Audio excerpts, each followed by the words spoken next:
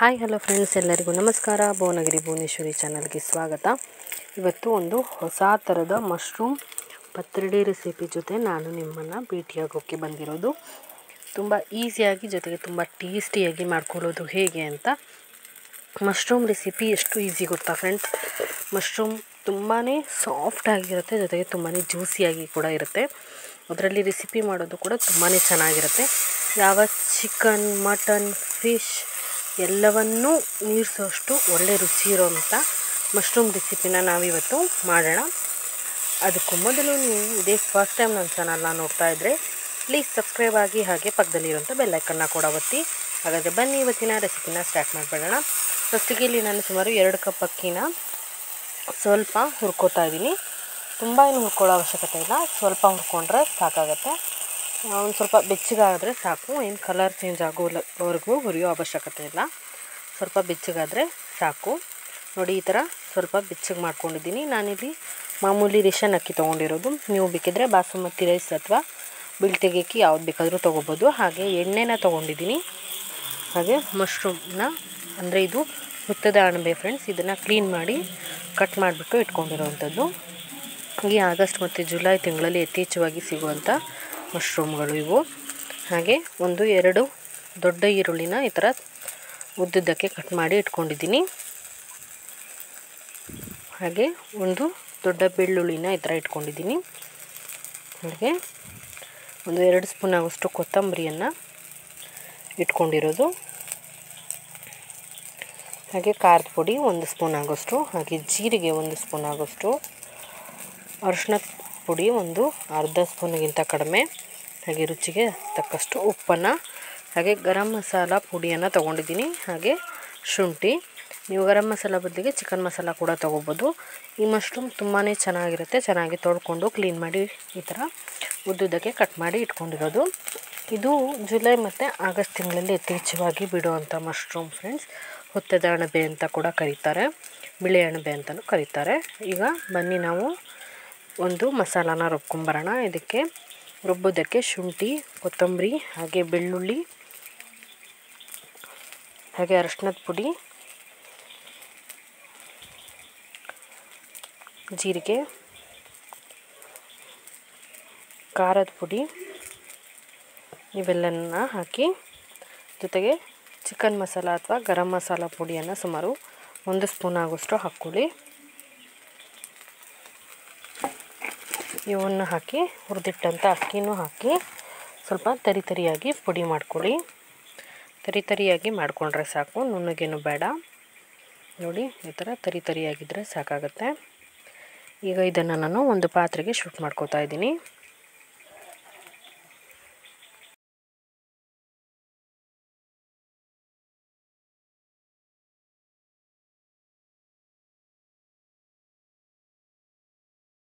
ಹಾಗೆಯೇ ಕಟ್ ಮಾಡಿಟ್ಟಂಥ ಈರುಳ್ಳಿನ ಹಾಕ್ಕೊಂಡಿದ್ದೀನಿ.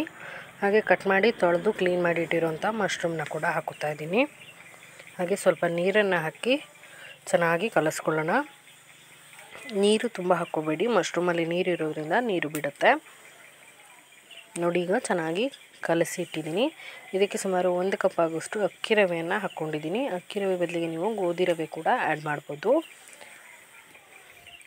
ಅಕ್ಕಿ ರವೆ ಅಥವಾ ಗೋಧಿ ರವೆ ಹಾಕೋದ್ರಿಂದ ಒಂಥರ ಕ್ರಿಸ್ಪಿನೆಸ್ ಬರುತ್ತೆ, ಜೊತೆಗೆ ತುಂಬಾ ರುಚಿಯಾಗಿ ಆಗುತ್ತೆ. ಹಾಗಾಗಿ ಸ್ವಲ್ಪನಾದರೂ ಹಾಕ್ಕೊಳ್ಳಿ, ಚೆನ್ನಾಗಾಗುತ್ತೆ. ನೋಡಿ, ಈ ಥರ ಉಂಡೆ ಕಟ್ಟೋ ಹದಕ್ಕೆ ಬಂದರೆ ಸಾಕು. ತುಂಬ ತೆಳು ಮಾಡ್ಕೋಬೇಡಿ, ಈ ಥರ ಉಂಡೆ ಕಟ್ಟೋ ಹದ ಬಂದರೆ ಸಾಕು. ಈಗ ಒಂದು ದೋಸೆ ಕಾವಲಿನ ಬಿಸಿ ಮಾಡೋಕ್ಕಿಟ್ಟಿದ್ದೆ. ಅದಕ್ಕೆ ಎಣ್ಣೆ ಹಚ್ಚಿದ್ದೀನಿ. ಎಣ್ಣೆ ಹಚ್ಚಿಬಿಟ್ಟು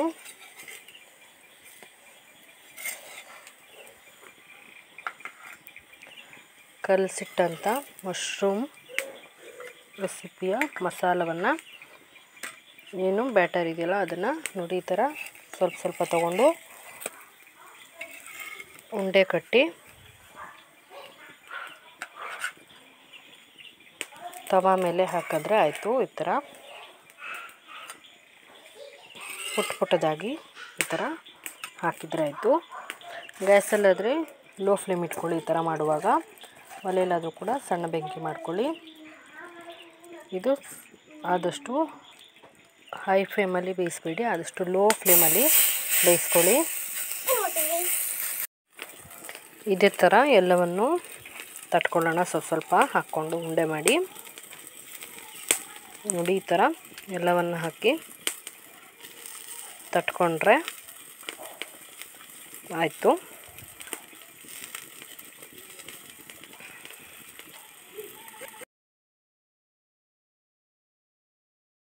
ಈಗ ಎಲ್ಲವನ್ನು ತಟ್ಕೊಂಡಾಗಿದೆ. ಈಗ ಒಂದು ದೋಸೆ ಹಂಚನ್ನು ಮುಚ್ಚುವಂಥ ಮುಚ್ಚಳದಿಂದ ಮುಚ್ಚಿ 5 ನಿಮಿಷ ಬೇಯಿಸ್ಕೋಬೇಕು. ಈಗ ಸ್ವಲ್ಪ ಬೆಂದಾದ ನಂತರ ಎಣ್ಣೆನ ಹಾಕ್ಕೊಳ್ಳಿ. ಎಲ್ಲವಕ್ಕೂ ಎಣ್ಣೆನ ಹಾಕಿದ ನಂತರ ಒಂದೊಂದಾಗಿ ತಿರುಗಿಸಿ ಹಾಕ್ಕೊಳ್ಳಿ. ಜಸ್ಟ್ 5-10 ನಿಮಿಷದಲ್ಲೆಲ್ಲ ಫ್ರೈ ಆಗುತ್ತೆ. ತುಂಬ ಹೊತ್ತು ಏನು ಬೇಕಾಗಿಲ್ಲ ಇದಕ್ಕೆ.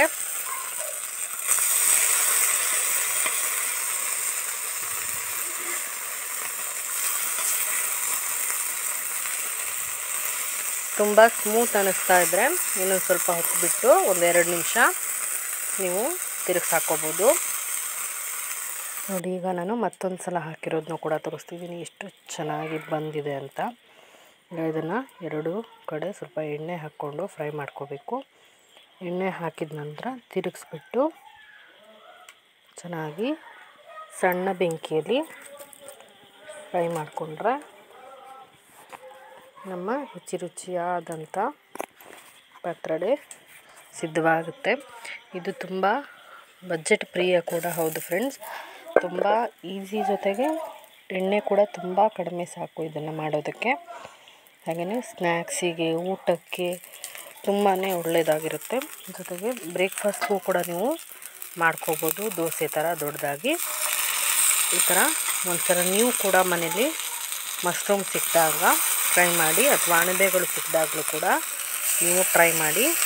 ಹೇಗೆ ಬಂತು ಅನ್ನೋದನ್ನ ಕಮೆಂಟಲ್ಲಿ ತಿಳಿಸಿ ಫ್ರೆಂಡ್ಸ್.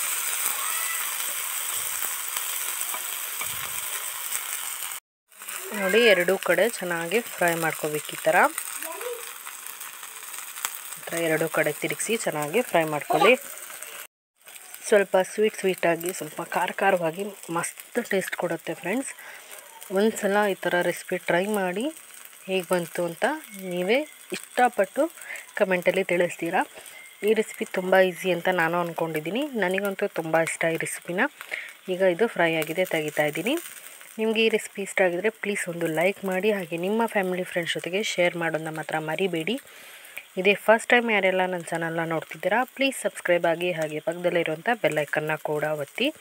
ಜೊತೆಗೆ ಅದರಲ್ಲಿ ಆಲ್ ಅನ್ನೋದನ್ನ ಒತ್ತೋದ್ರಿಂದ ನಾನು ಹಾಕೋ ಹೊಸ ರೆಸಿಪಿ ವಿಡಿಯೋಗಳು ನಿಮಗೆ ನೋಟಿಫಿಕೇಷನ್ ಬರುತ್ತೆ. ಆಗ ಹಾಕಿದ ಕೂಡಲೇ ಎಲ್ಲ ರೆಸಿಪಿಗಳನ್ನು ನೀವು ಫಸ್ಟ್ ನೋಡ್ಬೋದು.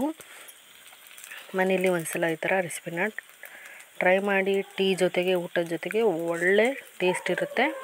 ನೋಡಿ, ಒಳಗೂ ಕೂಡ ಎಷ್ಟು ಚೆನ್ನಾಗಿ ಬಂದಿದೆ ಅಂತ, ಎಷ್ಟು ಸಾಫ್ಟಾಗಿ. ಹಾಗಾದರೆ ಇನ್ನೊಂದು ಹೊಸ ರೆಸಿಪಿ ಜೊತೆ ಮತ್ತೆ ಸಿಗ್ತೀನಿ. ಅಲ್ಲಿವರೆಗೂ keep watching Bhuvanagiri Bhuvaneshwari channel. ಪತ್ರೊಡೆ ರೆಸಿಪಿಗಳಿಗಾಗಿ ನನ್ನ ಚಾನಲ್ನ ಸಬ್ಸ್ಕ್ರೈಬ್ ಮಾಡಿ, ಹಾಗೂ ನನ್ನ ಚಾನಲಲ್ಲಿರೋ ಇನ್ನಷ್ಟು ಪತ್ರೊಡೆ ರೆಸಿಪಿಗಳನ್ನು ಬೇಕು ಅಂತಾದರೆ ಸಬ್ಸ್ಕ್ರೈಬ್ ಮಾಡ್ಕೊಳ್ಳಿ. ಹಾಗೆ ನನ್ನ ಚಾನಲಲ್ಲಿ ಸಾಕಷ್ಟು ಪತ್ರೊಡೆ ರೆಸಿಪಿಗಳಿವೆ, ದಯವಿಟ್ಟು ಚೆಕ್ ಮಾಡಿ, ಹಾಗೆ ಸಪೋರ್ಟ್ ಮಾಡಿ ನನಗೆ. ಹಾಗಾದರೆ ಇನ್ನೊಂದು ಹೊಸ ರೆಸಿಪಿ ಜೊತೆ ಮತ್ತೆ ಸಿಗ್ತೀನಿ. ಅಲ್ಲಿವರೆಗೂ keep watching Bhuvanagiri Bhuvaneshwari channel. Thank you so much. Bye friends. ಜೈ ಹಿಂದ್, ಜೈ ಕರ್ನಾಟಕ.